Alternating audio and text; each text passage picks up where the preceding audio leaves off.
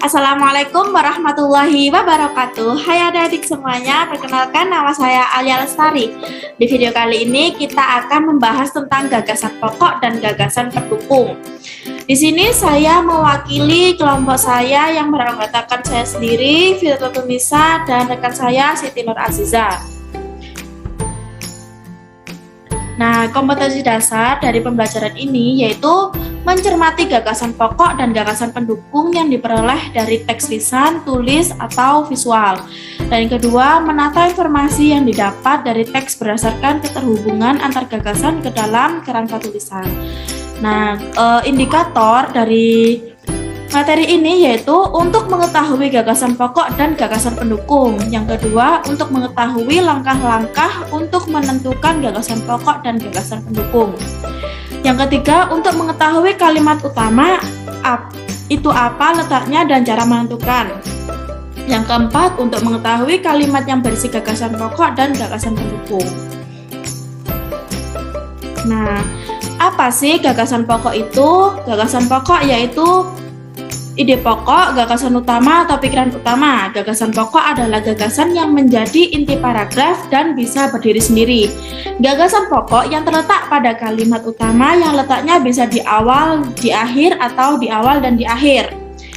Ciri gagasan pokok yaitu kalimat-kalimat yang terdapat dalam suatu paragraf hanya berfokus pada isi dari topik paragraf.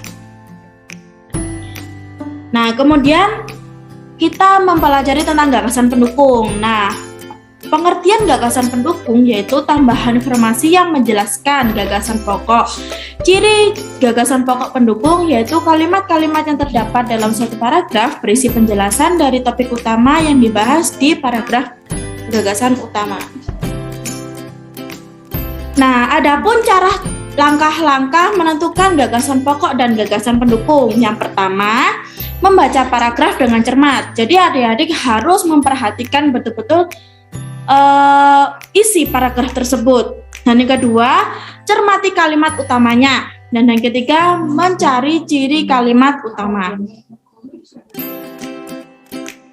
Nah, untuk mencari kalimat utama yaitu kita harus mengetahui apa sih kalimat utama itu, yaitu kalimat utama adalah kalimat yang mengandung gagasan utama mengenai suatu topik yang sedang dibahas dalam sebuah paragraf. Nah, kalimat utama ada 3 tempat di dalam suatu teks ya. Yang pertama yaitu kalimat pertama yang disebut paragraf deduktif. Dan yang kedua kalimat terakhir. Jadi kalimat terakhir ini, kalimat utama yang ada di kalimat terakhir yaitu disebut kalimat induktif atau paragraf induktif. Dan yang ketiga yaitu kalimat pertama dan terakhir, yaitu disebut paragraf contoh. Adapun cara menentukan kalimat utama, yang pertama yaitu baca paragraf mulai dari kalimat utama hingga terakhir. Dan yang kedua, jika di kalimat terakhir ada kata penghubung jadi, maka dengan demikian oleh sebab itu maka kalimat utama ada di kalimat terakhir. Dan yang ketiga, jika kalimat terakhir tidak ada kata penghubung jadi, maka dengan demikian oleh karena itu maka kalimat utama ada di awal paragraf. Nah, ini ada 3 contoh kalimat yang ada gagasan utama di awal paragraf, yaitu ini saya bacakan ya. Besok adalah hari libur. Andi dan teman-teman berencana untuk pergi bermain ke sungai mencari ikan. Andi dan teman-teman biasa bermain di sungai sepulang sekolah. Tetapi karena besok adalah hari libur, Andi dan teman-teman bisa bermain di sungai sejak pagi hari. Jadi gagasan utama di awal paragraf yaitu Andi dan teman-teman pergi bermain ke sungai. Jadi seperti itu ya adik-adik. Selanjutnya, contoh kedua yaitu gagasan utama di akhir paragraf. Contohnya, seorang ayah tidak pernah lelah bekerja mencari nafkah. Setiap hari selalu pergi pagi dan pulang malam untuk bekerja di tempat harapan semua kebutuhan keluarganya dapat terpenuhi. Tidak peduli cuaca panas ataupun hujan, siang maupun malam. Yang ia pikirkan adalah bagaimana mencari nafkah untuk menghidupi keluarganya, karena bagi ayah keluarga adalah hidupnya. Jadi ayah di sini itu mencari nafkah untuk keluarganya. Jadi gagasan utama itu apa sih? Jadi gagasan utama itu inti dari paragraf tersebut. Next, contoh yang ketiga. Hari ini aku sangat bahagia. Hari ini adalah hari pembagian raport kenaikan kelas. Sejak pagi aku sudah bangun lebih awal dan bersiap untuk berangkat ke sekolah. Aku berangkat bersama ibu. Sesampainya di sekolah, aku langsung menyapa teman-teman dengan riang. Ketika ibu guru memasuki ruang kelas, perasaanku gelisah dan cemas menanti pengumuman peringkat kelas. Satu persatu ibu guru mengumumkan murid yang masuk ke dalam peringkat 10 besar. Hatiku semakin cemas karena namaku belum juga terpanggil. Ketika ibu guru mengumumkan peringkat pertama, nggak bisa dibaca ini, sebentar ya.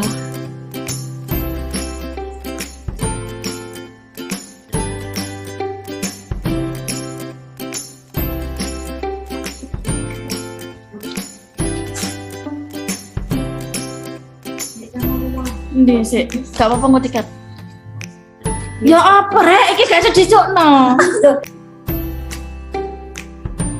Nah, contoh yang ketiga yaitu paragraf gagasan utama di awal dan di akhir paragraf. Contohnya, hari ini aku sangat bahagia. Hari ini adalah hari pembagian rapot kenaikan kelas. Sejak pagi, aku sudah bangun lebih awal dan bersiap untuk berangkat ke sekolah.